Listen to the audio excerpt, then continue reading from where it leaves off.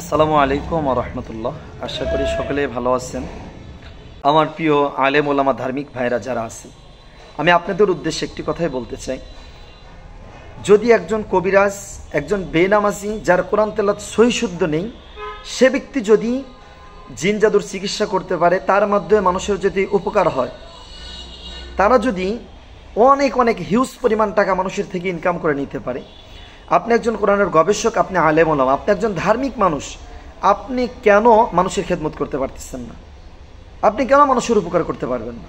এটা আপনার পক্ষে সম্ভব, অসম্ভবের কোনো কিছু নেই।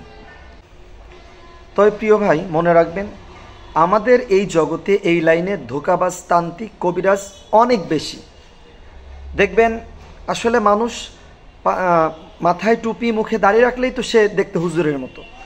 তো অনেক আছে লিবাসদারি শয়তান, এমন দেখবেন তারা ধর্মের নামে, কোরআন সুন্নাহর নামে মানুষদেরকে ধোঁকা দেয়।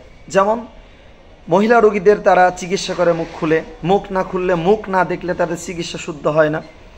আবার নামের শুরুতে কোনো মাদ্রাসায় পড়ছে, কোনো তার সার্টিফিকেট, কোনো কিছু নেই, নামের শুরুতে নিজে নিজে মৌলানা লাগাই দিয়েছে। এজন্য আপনারা জেনে বুঝে চিনে তারপরে কারো কাছে শিখতে যাবেন। আর কথা একটাই প্রিয় ভাইরা, আমাদের কথা যেন আলেম ওলামা, আমাদের কথা যেন কবিরাজের মতো যেন না হয়ে যায়। আজকে দেখবেন কোনটা কবিরাজ আর কোনটা আলেম ওলামার কথা বোঝা যায় না। এটা আমি দেখলাম কিছু মুদাব্বির ভাইরা, তারা বলতেছেন যে গরুর গোস্ত খাইলে জিনে ধরবে, কুরবানির গোস্ত খাওয়া যাবে না রুগীদের, আবার কেউ বলছেন মাছ খাওয়া যাবে না। ভাই, এটা কি আল্লাহ তাআলা কি মানুষের জন্য বা মুসলিমদের জন্য এটা আল্লাহ তাআলা হারাম করছেন কিনা? আমাকে আপনাকে মনে রাখতে হবে, আমি আপনি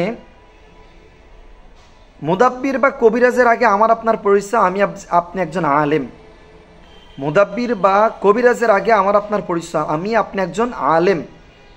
এটা মনে রাখা দরকার। আমার যা মন চাইলো তাই একটা কিছু বললাম, এটা কখনো ঠিক না।